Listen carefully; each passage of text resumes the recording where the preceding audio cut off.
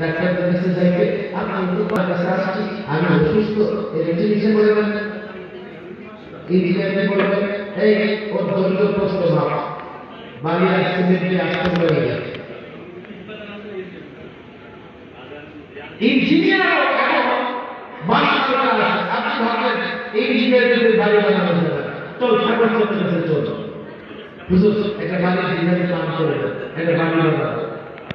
আমি যদি খুব মহব্বত করে আপনার একটা বাড়ির নাম দিই, একটা ডিজাইন করে এই বাড়ি রড সিমেন্ট নষ্ট হবে, 6 মাস পরে মাথাটা নষ্ট হবে।